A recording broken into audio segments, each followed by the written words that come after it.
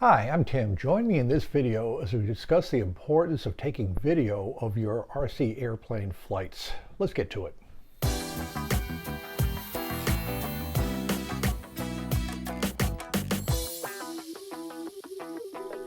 We have many tools these days available to help us be better RC model airplane pilots. Things like computer-based simulators, watching other people, YouTube can all help us learn from how other people do things in their RC model airplane flight.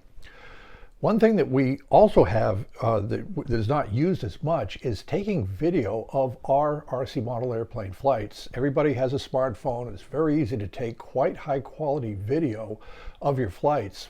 I have found in my experience where I design and build a lot of RC model airplanes, taking video of those maiden flights and subsequent flights really teaches me a lot as I watch the video, see what happened. Very often it'll be a crash on maiden flight, and I can learn from this as I watch the video. Many other organizations that demand good performance do this. A great example is if you watch National Football League teams, the video is taken of everything. Teams study it to do a better job. So what we'll do in this video is I've selected 10 flights of various models I built from a kit, original designs, and ready to fly to show you the flights, what I learned from them, what I could do better. And I think if you pick up on that, you realize there's a lot of benefit to you taking your flights. It's always best to have a friend or a colleague take the photos for you so they can be steady. Show them on a computer screen and get a very good view of what's happening. And you'd be surprised what you pick up after reviewing the video a few times. As always, thank you for likes, subscribes, and any Facebook post you offer. It truly helps the algorithm. Also, if you'd like to keep track of where we are in the video, as I mentioned, we'll go over 10 models. Just hover over the timeline and that'll take you to the appropriate chapter. Also, descriptions of everything in the videos, the full presentation is in the description. You can look at them at that, just click on the description link. Without further ado, let's get to a review of the models. As I mentioned, it will be 10 models, a variety of kits, ready to fly models, ones that I've designed, give a little bit of background on it, and I will narrate the flights to tell you what's going through my mind as I look at that flight video. Again, all in the interest of making us better RC model airplane pilots. The first model flight we'll review is one of my more recent videos. It's on the Sig kit of the Antoinette. So the Antoinette is one of the 3 pioneers of flight kits made by the Sig modeling company. I've built all 3. The aircraft fly very slow. They have a unique construction method with balsa dowels of the wing leading and trailing edge. The wings are not that strong, and I have found from experience they tend to flex a little bit, and so that affects the flight of the model. Now, I did the Deperdussin first about a year or so ago. This is being filmed in July of 2023. I crashed the model on takeoff, and you'll see that I tried to turn left. The model simply would not turn left, turn right. Oddly enough, with the Antoinette, the same thing was happening on its test flight. I was trying to do a left turn out of traffic. It was pulling right until I figured out what to do. So let's take a look at the video of the Deperdussin, then the Antoinette, and I'll explain what was going on. Let's start off with the Deperdussin first flight. This is a maiden flight, normal takeoff. I'm looking to turn left, it's banking right, turn left, and then it spirals in ka-chunk. We'll take a look at that in slow motion. Absolutely normal takeoff. It should lift off immediately. Just planning a left-hand turn, and it just banks to the right. It keeps banking to the right. I'm adding left rudder, then it goes in. So, a few months later, here's the Antoinette. Very similar design, same engine. Do a hand launch this time. History's repeating itself. Look at it turn right. I'm turning left. Then the ghost of Chuck Yeager must have reached out to me. What I did was I reduced throttle. I reduced the power. That slowed down the airplane. I'm certain that caused the wing that was flexing due to the higher airspeed to stop flexing, and now the model was completely under control. Flew slower, very light wing loading. Super easy to fly. You can see the dihedral of the wing, just a nice flying airplane. And the key was to slow down with the light wing loading. It flies fine at a slower airspeed. Here you can see it coming down for a gentle landing.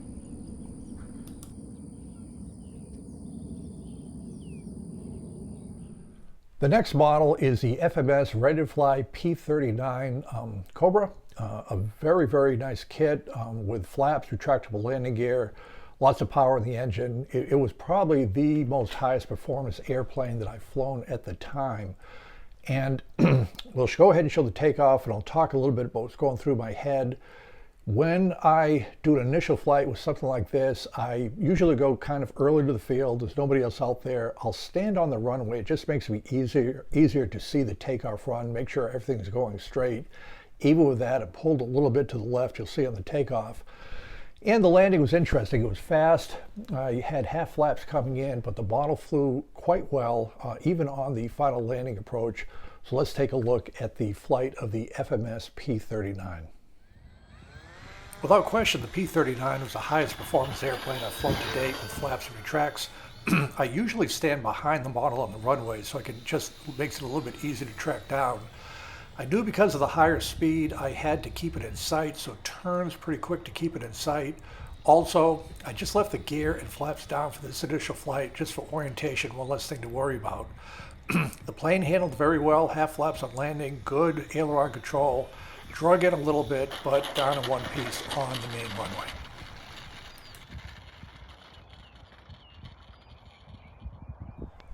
Next up is another FMS Ready to Fly model. This one of their Corsair. It's about a 31.5-inch wingspan, ready to fly. Went together in literally an hour. Very nice looking little model.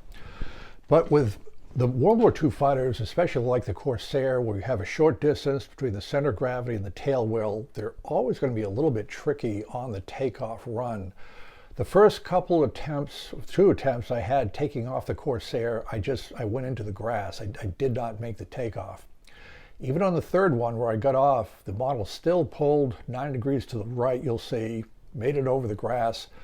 And I think what happens with these smaller models, tail draggers, the short distance, everything has to be just right, the gear alignment, even the runway surface. So it's just going to take a little bit more practice on this to try to get the takeoff run correct. And also I'm experimenting with removing the landing gear, just making it a hand launch model. But for now, let's look at the FMS Corsair initial flights. A huge benefit of the videotape is taking off. So this is the FMS Corsair, a nice little model, but you can see it turned to the left right on takeoff. It didn't have enough power, did it again. On the third try, it still pulled to the left, had enough power, took off, and we could go. I think what I'm going to do looking at the video is I need more elevator authority, so I'll adjust the linkage to have more up elevator. I'm going to experiment with a 3-cell. I think a little bit more power might be nice. I'm also going to experiment with a hand launch. It might be suitable for this model, but it just takes practice with the short couplings of the tail wheel and the model to get successful takeoffs, even though we have a pretty smooth runway at our field.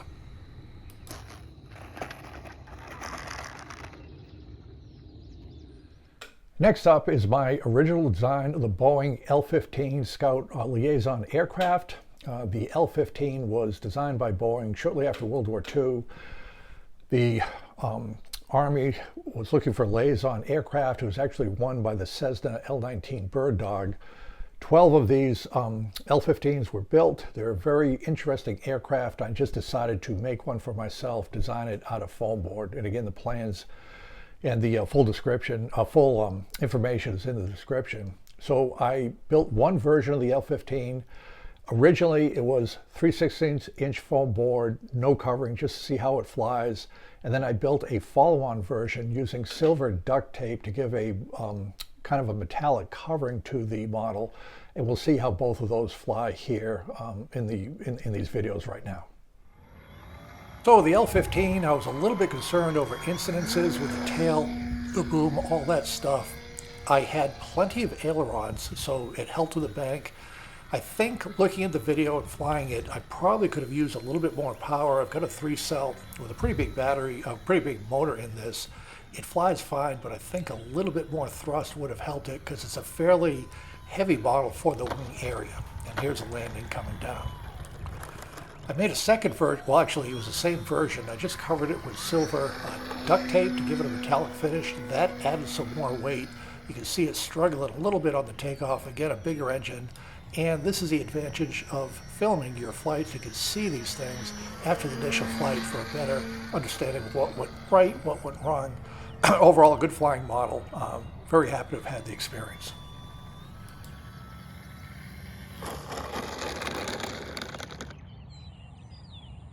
The next model is my original design and foam board of a twin-engine RC model aircraft. I had never made a twin before. I have videos on how to set up your motors and ESCs to have twin-engine flight. Again, links in the description. And so it was just an ordinary design model. There was nothing special, minimized curves, just a fairly generous wingspan of 44 inches, the nacelles on the wings far enough out for prop clearance, just to see how it flew. And so you'll see on the first flight, a prop actually came off for whatever reason. I didn't tighten it enough. Put the prop back on, make sure it's tight this time, and you can see the maiden flight simply could not have gone any better. The model literally flew out of my hands. This was my first twin. A lot of fun building it. The prop came off. Make sure you tighten everything before you go. Tighten everything back up. A twin, when both engines are working, it flies just fine. Look at the amount of power of this. I just literally let it go. It climbed out on its own. That's the nice thing with twins. You just have a ton of power when both engines are working. Very pleasant to fly, looked nice, sounded nice, a very fun project, and it was good to see just how smooth it was during its test flight. This is the maiden flight with the video. Be sure to close the throttle so no turning troughs when you come in for land. Beautiful, man. The next model is the Pronto. The Pronto was an original design by Dave Roblin, first published in Model Airplane News in 1972. I've always had an eye out for that. It just looked like a fun little sport flyer, originally a 3-channel design. What I did was I ordered the plans for Model Airplane News, full-size plans. I did a video on how to build the Pronto from plans, so it's a stop to end video on how to build an RC model airplane from plans. The model looks wonderful. I converted it to electric power, 4 channels with ailerons, and this is one of the best flying aircraft I have. I just couldn't be any happier with it. So we'll go out to the field, you'll see the first takeoff. It just is effortless, and the landing is just nice when things work out with an RC model. But again, the video just gives us a chance to look at how well it flies. The Pronto was a lot of fun to build. It went together very well. I was pretty sure it was going to fly okay. I just didn't realize it was going to fly this well. Very light for the wing size. 4-channel control is what you need. I'm flying at 1/3 throttle. Just a good chance to see how well it handled, turns to keep it in sight. And the nice thing about this model, you can see it on the video, on the landing here, it just was controllable all the way, even when you had to raise the nose a little bit to bring it in on the runway. It just handled well all the way until touchdown.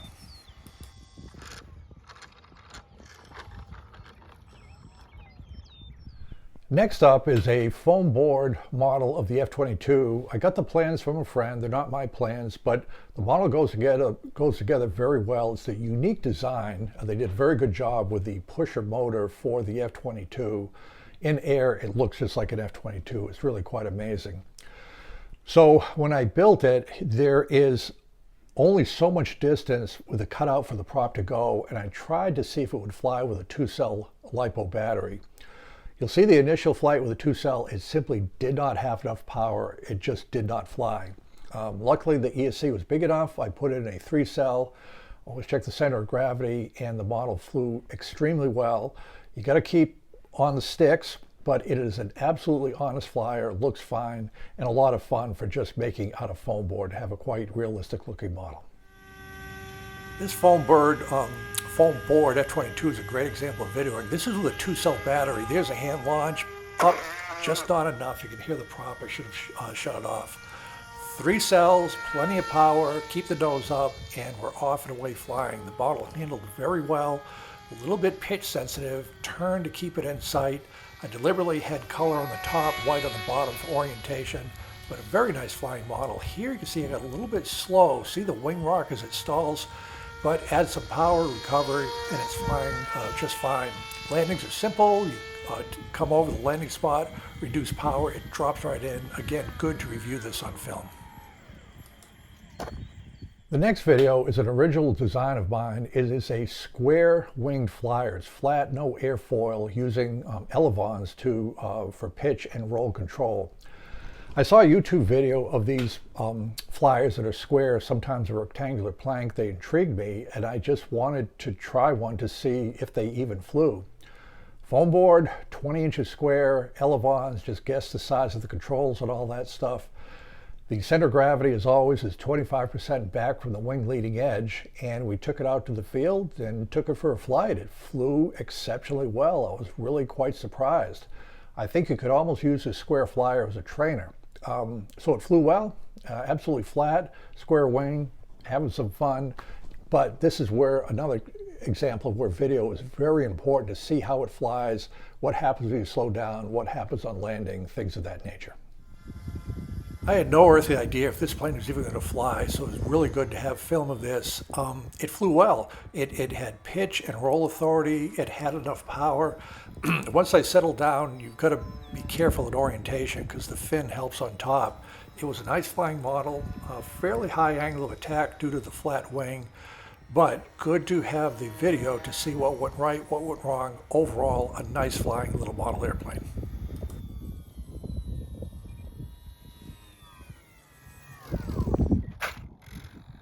Next up is my own design of the Blackburn Type D monoplane. It was an early British aircraft designed and flown in Britain.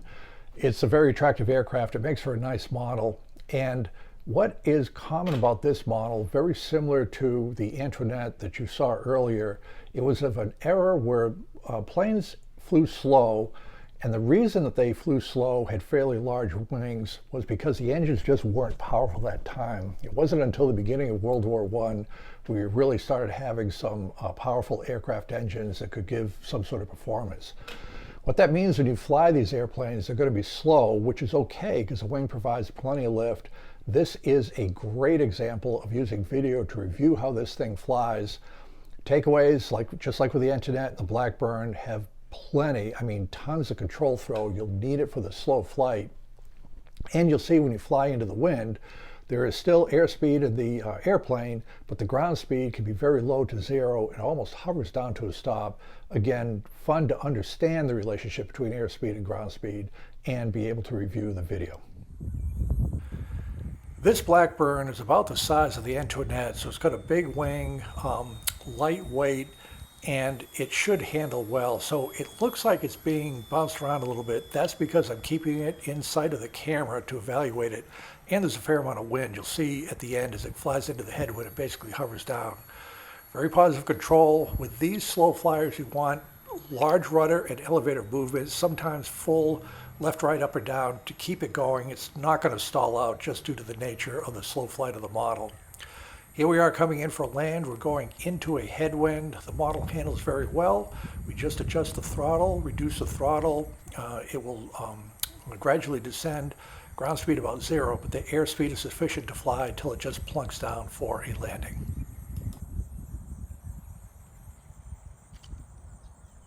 Last airplane in this series is my RC conversion of the Guillow F6F Hellcat. I have about 8 videos on various Guillow models conversion. The Hellcat was certainly the most fun. It's an ambitious project. It's one of the Guillow's giant scale series of aircraft. The good news is the Hellcat has simply ideal features for an RC model for a World War II fighter. Plenty of nose moment for center gravity considerations, a nice big wing, logical place for the tail control surfaces. So the video, again, this is in the description, it was a lot of planning and working ahead because I had 3 channels for ailerons, elevator, and throttle, putting on the ailerons, the control surfaces, all the inside stuff, balancing it out. It went together very well. I must say the model flew very well. I had just enough power. I think maybe a little bit bigger motor next time, but it flew well. It was a very rewarding project. It flew fast because I'm used to slower training type aircraft, but that was okay. Just keep up with it, keep it in sight, and it was just a fun project. And again, it was very helpful to have the video to review that flight after we were all done. As you can imagine, a lot of work went into building this Guillow Hellcat. Had plenty of power, and it just flew nice. Just with a hand launch, it just flew nice. The ailerons were very important for roll control. I think with rudder only it would have been harder. It's a faster model, so you want to keep it in sight. You'll have to remember to turn to keep it in sight. And again, I had some different color for the belly just for orientation. I think that's important for these high performance World War II fighters, but just a very pleasing product. The only thing that is a problem with it is without the gear, it kind of tumbles into the ground. Not the best option.